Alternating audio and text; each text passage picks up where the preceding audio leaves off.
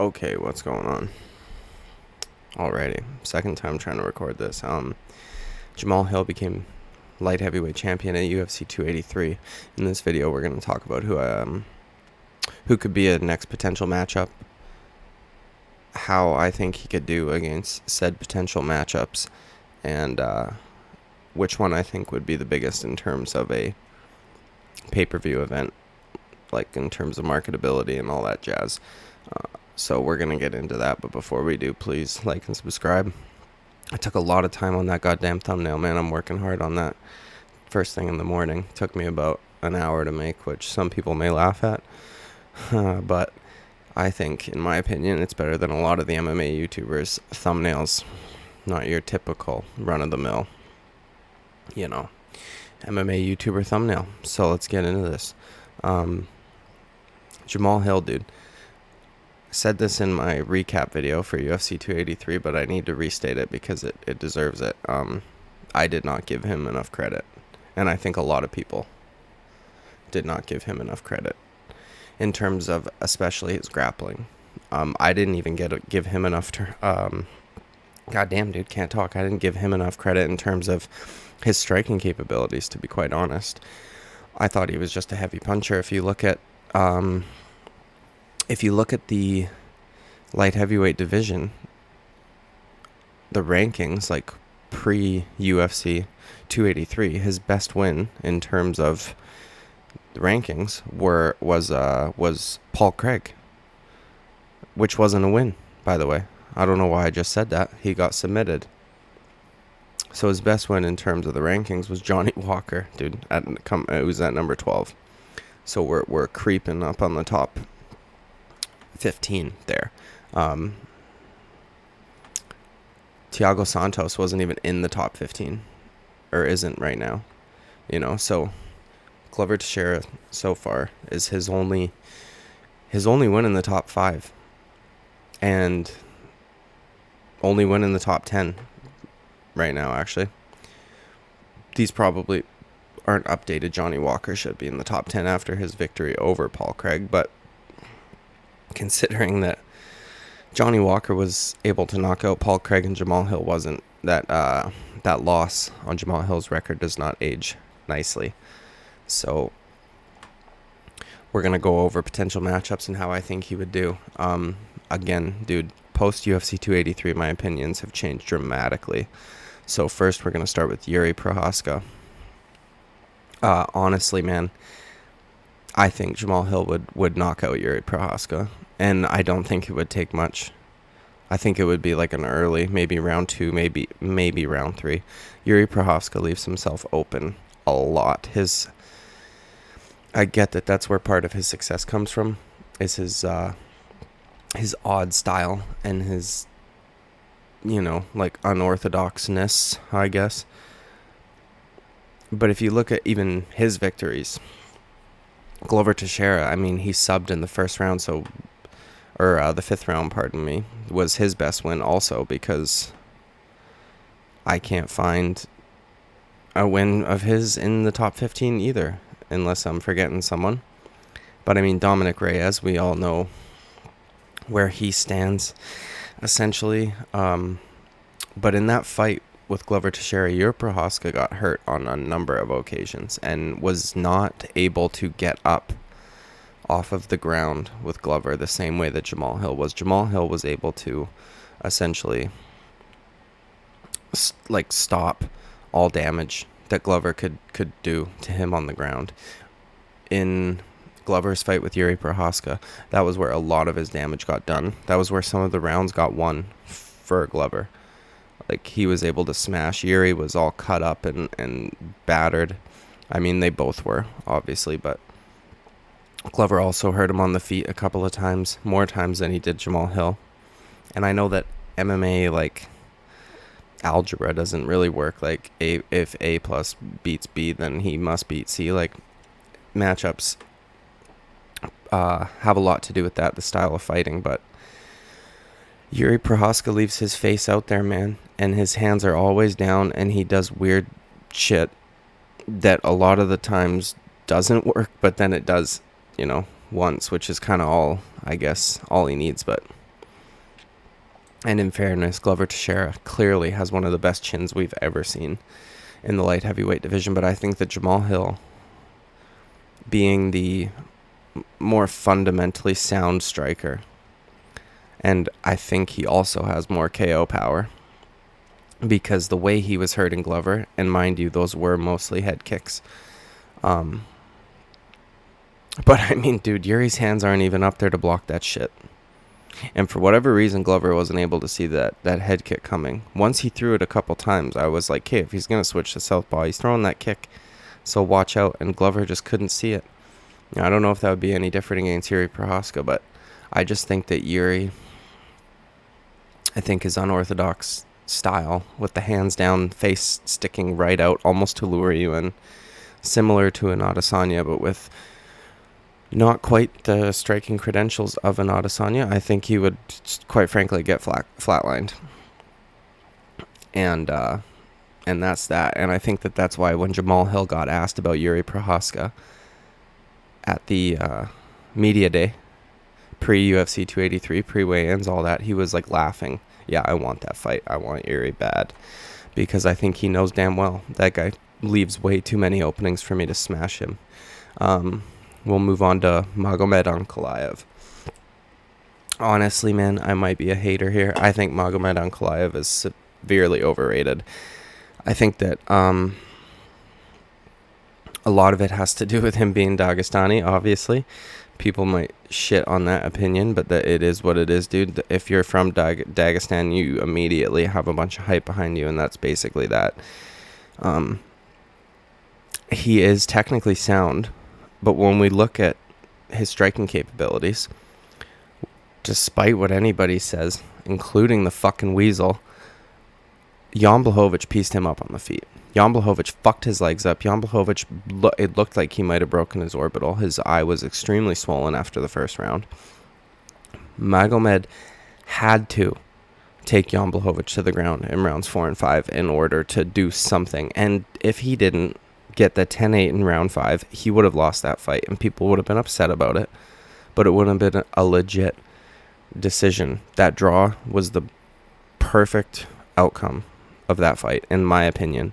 I left an argument on the Weasels who really won post after he came to the conclusion that Magomed won that fight. I gave a lot of good arguments for it, and I had more likes on my comment than he had on his comment. And of course, his is pinned. It's the author of the video. It's right up at the top. So in the comment section, I ratioed him. I think more people agreed with my breakdown of the events. He kept giving Jan Blachowicz leg kicks scoring them as a light strike, saying that, well, we didn't get to see the damage until round 3. No, we didn't get to see the extent of the damage till round 3. We saw the damage at the end of round 1. Magomed's leg was fucked. Red, swollen, his eye, swollen, fucking bruised, all that shit. Jan Blachowicz blasted him with a few body kicks. Magomed's side was beet red. And, apparently Magomed's teep kicks mean more than all that, even though Jan Blachowicz barely had a fucking mark on him after the first 3 rounds. And the fact that Magomed wasn't really able to do a whole lot on the ground against Jan Blachowicz until the end of round 5, where he really started to open up, which is what actually gave him that 10-8 round. Because otherwise, if he would have done what he did in round 4, which was essentially just control him, because they were both dead tired, and Jan Blachowicz and Magomed stepped up on short notice to take that fight. In round 4, all he was able to do was really control, and then Jan Blachowicz was so dead tired that Magomed was able to get off a bit of damage in round 5, giving him a 10-8. But with that being said, everybody knows Jan Blachowicz does not have the best ground game. His ground game is very basic. It is essentially like, I'm going to cover up and take as little damage as I can so that we can get to the end of the round, and if you give me an opportunity to explode up, I will, but other than that, I'm probably just going to stay here. Like, he's not great on the ground. Glover finished him quick on the ground. Quickly. Which, in my opinion, kind of shows you the level of Magomed's actual grappling capabilities. I don't think that he is an extremely dangerous submission threat on the ground. The fact, even Anthony Smith, when he fought Anthony Smith was injured, and he wasn't, I mean, I don't even know if he looks for subs. He was just kind of beating Anthony Smith up until the ref stopped it, because Anthony Smith couldn't fucking get back up. You know, whereas Glover gets down Jan Blachowicz, that's a wrap. You know, strangled him quick with it too. And then of course Magomed has the loss that is not aged very well of Paul Craig getting him in a triangle choke, man. Paul Craig, the real Michael Johnson of the light heavyweight division, put some respect on his name, okay? So Jamahal Hill fighting Magomed would be a little bit more of a challenge, I think, than Yuri, because of the fact that Magomed is a much more technically sound striker, fundamentally at least, defensively speaking as well. And Jamahal Hill does look a little soft in the body area and the tummy area, you know what I mean? He's a little flabby. He's not, even after the weight cut, there's no real six-pack there. He doesn't have a whole lot of muscle mass. He's just like a big guy, you know? And Magomed likes to dig those teeps to the body. Jan Blachowicz has a much harder midsection than Jamahal Hill does, so that could cause some problems for Jamahal there. I think body shots will be the only thing that Jamahal Hill is susceptible to in the near future. I mean, Glover was able to hit him with some shots, some looping hooks, but this is because, dude, Glover is just plotting forward, not like guy's a zombie. But anyways, I think that Jamahal Hill could actually beat Magomed Ankalaev. I wish Jamahal Hill would mix up his kicks a little bit more. He's got a good high kick, and he actually, you know what? Fuck, what am I saying? He smashed Glover to the body with that body kick a couple times, and they were hard slapping kicks. I think if he hides them a little bit better, and with his punches, they'll do a lot. They'll go a lot farther with some of these guys in the division that are more striking orientated.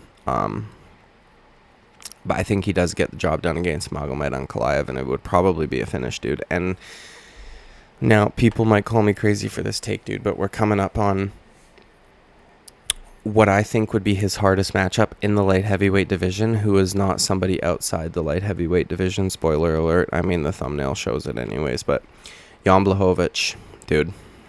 People do not give him enough credit. Yeah, Glover finished him fine. But if Glover gets mount on you, and then, I mean, you know, you give up the back, first round, you guys aren't sticky. I mean, slippery, sorry, you are sticky. You know, that's like the worst possible outcome you could have against Glover. But against Magomed Ankalaev, dude, I picked Jan Blachowicz to win. I did a video, and I picked Jan Blachowicz to win, and I was damn close to getting that correct. His striking is so fucking underrated, dude. He checks every single fucking leg kick. He'll check body kicks sometimes. Like, the guy's reaction time with his lead leg to block kicks is absolutely incredible. He outstruck Adesanya, despite what any of you fucking people say, dude. Like, he did not need to take him down those last 2 rounds, in my opinion. He needed one of the last 2 rounds, but I think he beat him 3-2, and honestly, there's probably an argument for 4-1. His body kicks are incredible, and I think that would be why I put him as one of the biggest threats to Jamahal Hill's throne, because he's got this really awkward timing on his body kick, where it's kind of like a switch. But it is not like your typical hop and a skip, fucking quick switch kick. It reminds me of Cowboy, Donald Cerrone, versus, was it Matt Brown? I can't remember who it was, but it was one of those OG dudes. Cowboy went to go through a lead kick, and he lifted his leg up. And then let's just go with Matt Brown, went to go defend it. put both his hands up. Cowboy stalled the kick and waited for Matt Brown's defense to fall, then hopped the kick up and caught him. If I'm thinking of the correct person, Jan Blachowicz is it's got a delay on there. It's tricky to time. He does like a full step through, as opposed to like a little hop skip before he throws his lead leg kick. And that thing, dude, I don't know if anybody's noticed this. Jan Blachowicz's feet are something else, bro. They're shaped like that's the top of his foot. I swear to God, his feet. Go fucking look up a picture of Jan Blachowicz's feet. They are hammers. And he fucks dudes up to the body. You look at what he did to Dominic Reyes' body, man. Even what he did to Magomed's body. I mean, dude's legit. And he's got KO power, obviously. We know that. The legendary Polish power. You know, he's got it. He's got that power. And he's such a technical striker. The only time that where he gets finished on the feet is when he fucks up and bum rushes somebody like Thiago Santos and gets clipped. When also, by the way, before Thiago Santos had all those issues with his knees, before John Jones, right? So he's not lost to bad competition. We move on. Anthony Smith. Need I say more? Anthony Smith, I have a lot of respect for Anthony Smith because he's a fucking dog. He got his ass fucking beat by Glover Teixeira for 4 rounds before it got stopped. His teeth fell out. He looked great at in the beginning of that fight. But man, you can't be the backup fighter and miss weight. And he missed weight the first time by fucking 4 pounds. He missed championship weight by 4 fucking pounds. And he looked like shit. And he knew he was going to be weighing in his backup. So I have no idea what's going on with that, because he's usually a guy that shits on people that do that, you know? He gets on fighters that do shit like that. And then he comes back knowing he's not going to be on weight and just weighs in so that he can say, oh, I was only 1.5 pounds over. Well, fuck, man, you missed weight. You know, you were here to weigh in case something happened. You're lucky that nothing happened. Because imagine how fucking mad Dana White would have been. And also, what a waste of time for you. You're weighing in for the opportunity to potentially be a backup fighter for a championship fight. You miss weight, you don't get that belt even if you win. You know, it was a really strange thing coming from Anthony Smith, especially because he is such a fucking dog. I think Jamahal Hill fucks him up too, dude. I mean, in the beginning of fights, Anthony Smith is so goddamn good. Like, in the fight with Glover Teixeira. Now, mind you, James Krause was in his corner for that fight. And James Krause was treating Anthony Smith like James Krause was playing UFC 4. And he was fighting a dude he was playing against a dude who had never played the game before. And he was just spamming shit. Everything James Krause said, Anthony Smith threw. And it looked fucking awesome. Because he was landing it all. But Glover was able to eat that shit and come back. You know, break Anthony's orbital.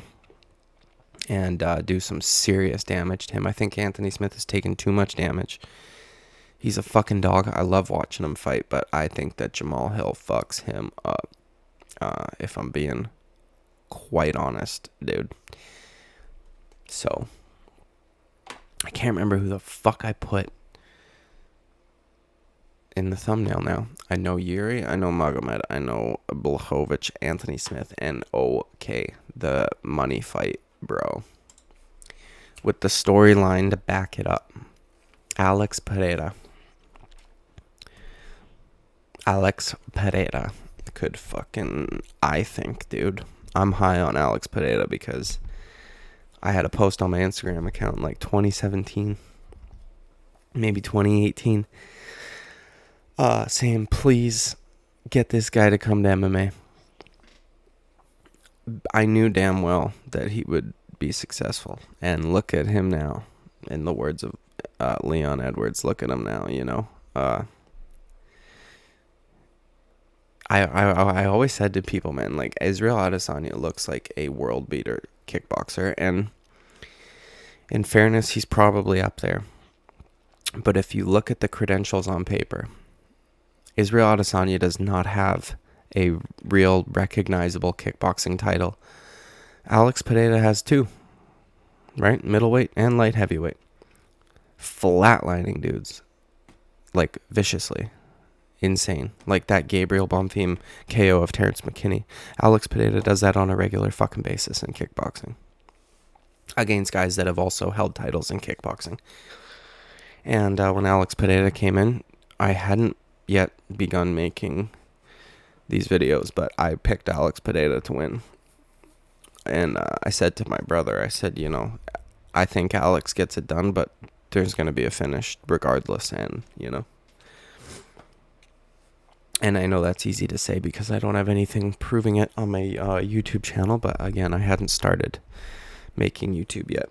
And honestly, I think that Alex Pereira will have an easier time of KOing Jamahal Hill than he'll have getting past a Robert Whittaker.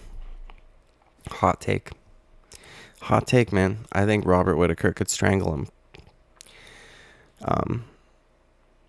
And I think that his style of striking is very different than Adesanya's. He's not going to be... he will not allow Alex to get him up against the cage where he can start unloading hooks. Adesanya is very confident in his head movement. So, and also, I said this as I gave this as one of my reasons to my brother for why I thought that Alex Pereira would get the job done against Izzy. In their kickboxing fights, when Izzy would be able to dodge a lot of Alex's onslaughts there, he'd be in the corner, both gloves on the ropes, and he would be able to lean back, head over the ropes. That does not exist in an octagon. You can't do that. So he only had side to side, really, to move his head. And Alex is too good of a striker to let you get by doing that. He is like top of the food chain. Quite frankly, I think Alex Pereira is pound for pound best striker on the planet. And I don't even think that's a hot take, dude. 2-time glory champion. He's basically like the Henry Cejudo of striking, And I get that Olympics is considered like it's at a very high standard, right? But so is glory kickboxing. I mean, the guys that he fought, it's fucking incredible. And I think he would sleep Jamahal Hill, dude. I think he would sleep Jamahal Hill. And that's just me, though. But in terms of a pay-per-view event, holy fuck, dude. Double champ status, obviously, on the line. You got a dude who has finished one of the most dominant champions in modern UFC history. You've got a man who held 2 titles in glory kickboxing, one at light heavyweight, which will be the division that he is trying to get this championship in. Not to mention, it will be a revenge fight. Alex Pereira will be avenging his coach, friend, and, brother in arms, Glover Teixeira, against the guy that just fucked him up and sent him into retirement, into the shadow realm, as my thumbnail suggests. Yeah, dude. Straight up. All right, I'm out of here. Dude, like and subscribe. See ya.